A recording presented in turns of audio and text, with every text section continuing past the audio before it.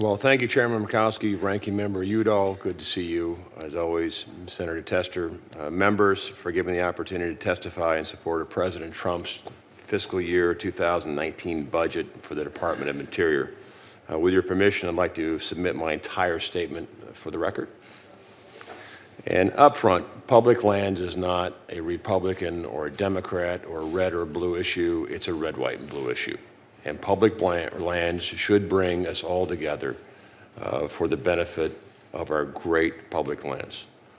And I'm a Teddy Roosevelt Republican. I think he set our nation on a journey which we benefit from.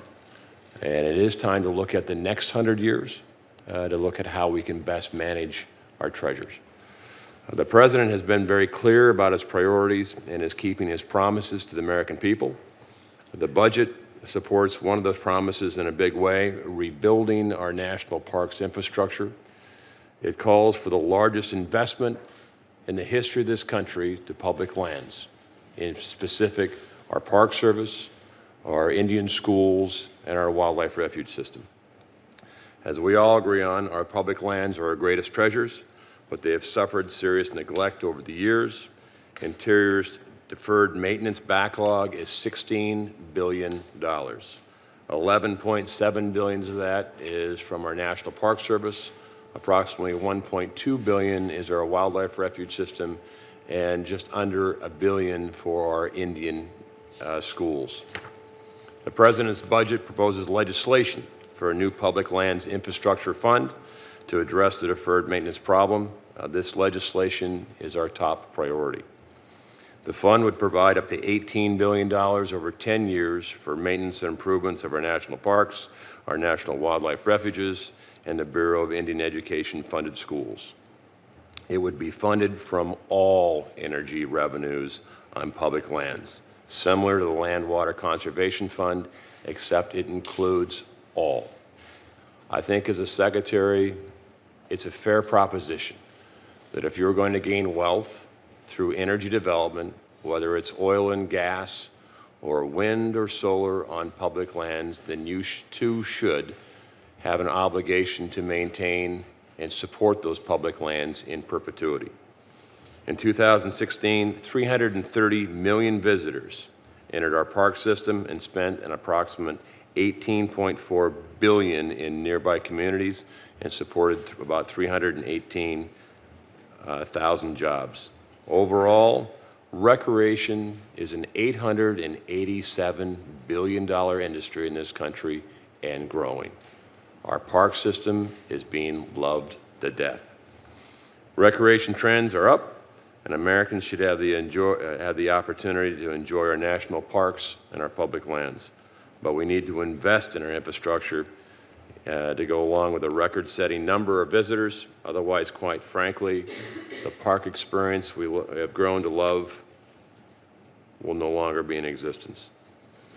The Public Lands Infrastructure Fund will also fund 150 Bureau of Indian Education schools in 23 states, primarily in the West, where the school maintenance backlog is at least $634 million. Interior has a responsibility and the honor of educating about 48,000 American Indian students, and their families rely on Interior to deliver a quality education in a safe environment, but our schools are notoriously in poor condition and underfunded. And I think American Indian kids deserve a world-class education, too. The budget also prevents the opportunity to reorganize the department for the next 100 years, which I look forward to talking to you in as much detail as we have about the reorganization. The budget includes about $18 million to begin shifting resources to the front line. I've been to the front line a lot, and the front line is undermanned. And from a former Navy commander's perspective, if the front line is healthy, so is the force, and our front line is not healthy. In planning this reorganization, we continue to take account feedback from Congress, governors, Interior employees, conservation groups, and all stakeholders. And I'll walk through each and every group that we've talked to and where we are in that process. Last week, we held employee listening sessions and stakeholder meetings again in Colorado, New Mexico, in Wyoming, and more are planned in early June. We are basing our new unified boundaries on science to include watersheds, wildlife corridors, and ecosystems so we can better manage our public lands and waters in a more coordinated way based on the American conservation ethic of best science, best practices, greatest good, longest term. The budget also recognizes the American strength relies on American energy.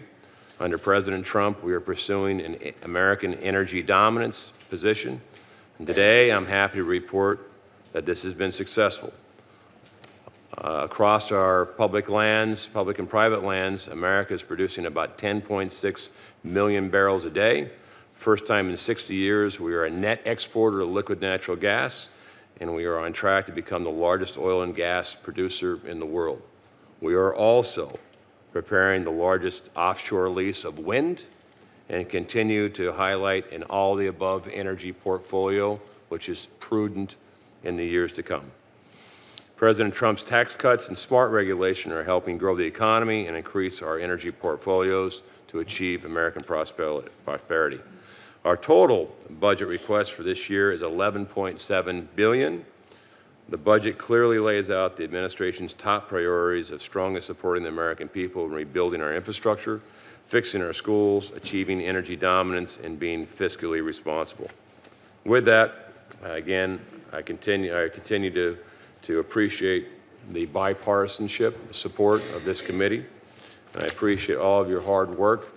And again, our public lands are our greatest experience and greatest treasures in this country, and I look forward to working with you together to make sure we achieve that goal.